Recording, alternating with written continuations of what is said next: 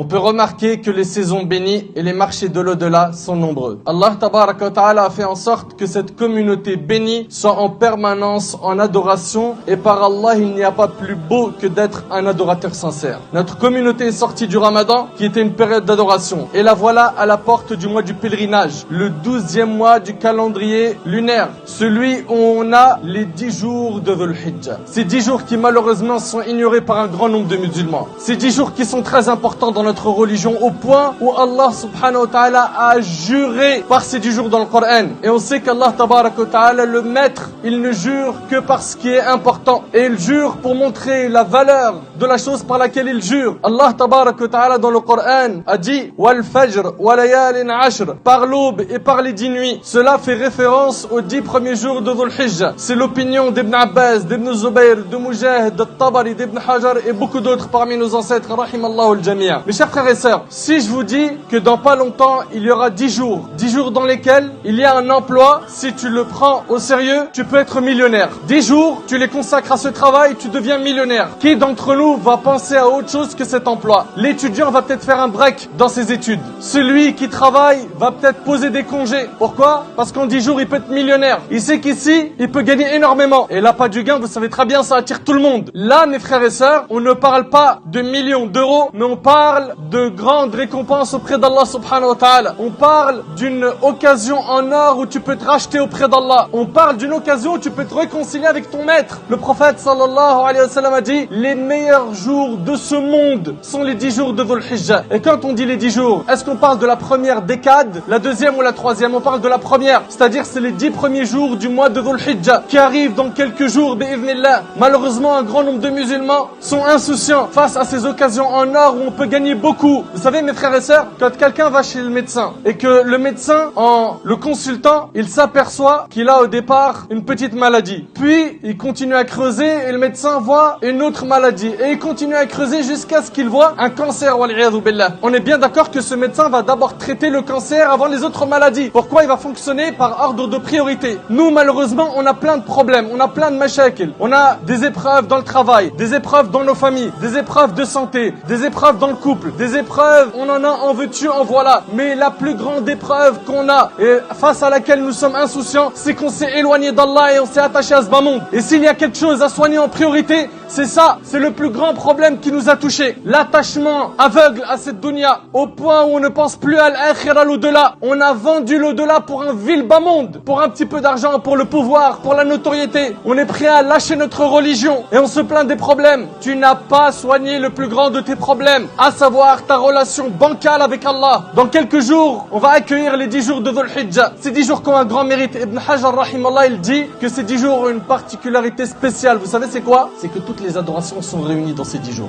Dans ces 10 jours, on peut faire le hajj. Dans ces 10 jours, on peut faire l'aumône. On peut jeûner, on peut prier, on peut faire toutes les adorations. Est-ce qu'on a une motivation qui est de taille pour accueillir ces 10 jours? Ou est-ce qu'on est psychologiquement en vacances? Le croyant ne fait jamais l'erreur de mettre son âme en vacances. Ne fais pas souffrir ton âme en la détachant d'Allah. T'as beau avoir tout le matériel du monde et d'aller dans les plus belles destinations de la terre, tant que tu es détaché d'Allah subhanahu wa ta'ala, tu ne goûteras pas à l'apaisement de ton cœur. Et nous on sait, en tant que croyants, on n'a pas de vacances pour notre âme. On a des vacances pour reposer le corps, oui, mais ton âme, elle est toujours demandeuse. Et il faut la nourrir par la prière, par la lecture du Coran, minimum. Tu lis une page par jour, par le dhikr. Le dhikr, regarde, subhanallah, walhamdulillah, wa la ilaha illallah, wallahu akbar. Ça t'a coûté combien de temps? Ce sont quelques secondes. C'est les meilleures paroles que tu peux prononcer. Tu peux gagner énormément, mais malheureusement, on investit mal notre temps. On investit mal notre temps. On est toujours là à chercher les meilleurs gains dans la vie d'ici-bas. Comment faire pour travailler peu et gagner beaucoup? Et pourquoi t'es pas comme ça pour l'au-delà? Pourquoi t'es pas comme ça quand il s'agit du paradis? As-tu oublié qu'au paradis, il y a ce que nul œil n'a vu, aucune oreille n'a entendu et aucun cerveau ne peut imaginer? As-tu oublié ce jour où les croyants seront sur des chairs en train d'attendre qu'Allah tabaraka wa ta'ala enlève le voile qui les sépare de ses serviteurs? As-tu oublié ce grand jour? Mon frère, ma sœur, si tu veux être épargné le jour du jugement et que tu veux avoir ces grands mérites, il va falloir que tu retrousses tes manches. Il fait chaud, et ben je vais jeûner. Ma'lish, pourquoi? Parce que je sais que la marchandise d'Allah vaut cher. Et quand je dis je vais jeûner, il faut qu'on essaye de s'habituer à avoir un rythme dans les jeûnes surrogatoires. Jeûner le lundi et jeudi. Essaye de jeûner 3 jours par mois. Celui qui arrive à jeûner 1 jour sur 2, c'est très bien. Là, il y a les 9 premiers jours de Dhul Hijjah. Le prophète sallallahu alayhi wa sallam les jeûnait, comme le rapportent ses épouses. Sa Ça fait partie des bonnes actions à faire. On a dit donc le jeûne des 9 premiers jours. Pourquoi pas le 10e? Car le 10e jour de Dhul Hijjah, c'est le jour de l'Eid. Et le jour de l'Eid, c'est interdit de jeûner en islam. Deuxièmement, multiplie le dhikr pendant ces jours. Le dhikr, c'est les formules de rappel. Comme le fait de dire Subhanallah, Alhamdulillah, La ilaha illallah, Allahu Akbar, La hawla wa la quwwata illa billah. Selon Abdullah ibn Umar, radiyallahu anhu, le prophète sallallahu alayhi wa sallam a dit: il n'y a pas de jour plus important auprès d'Allah et au cours desquels les œuvres sont plus aimées de lui que durant ces 10 jours. Donc, dans cette période, répétez les formules Allahu Akbar, La ilaha illallah, Alhamdulillah. Le hadith il est rapporté par l'imam Ahmad. Partout où on se trouve, multiplions le dhikr. Dans la mosquée, à la maison, sur le chemin du travail. Ne perds pas de temps. Donc, multiplions le dhikr. Allah yajazikum khair. L'imam al-Bukhari rapporte qu'Ibn Umar et Abu Huraira radiyallahu anhuma allaient au marché pendant les 10 jours et ils répétaient Allahu Akbar et les gens répétaient derrière eux. Ils étaient là à faire revivre la sunna du prophète sallallahu alayhi wa sallam. Également, parmi les actions à faire pendant les 10 jours de Dhul Hijjah, le Hajj et la Umrah. Pendant ces 10 jours, multipliez la lecture du Coran. Les prières surrogatoires. Fais des efforts en faisant des prières à la nuit. D'ailleurs, Saïd ibn Jubayr, le grand rapporteur de hadith, faisait énormément d'efforts pendant ces 10 derniers jours et il disait même: n'éteignez pas vos lampes pendant les 10 dernières nuits de Dhul Hijjah. Également, l'aumône et les liens de famille. Également, se repentir régulièrement. La multiplication des demandes de pardon. Le fait de réparer les injustices commises. Préserver ses sens, surtout l'ouïe, la vue et la langue. Le dua.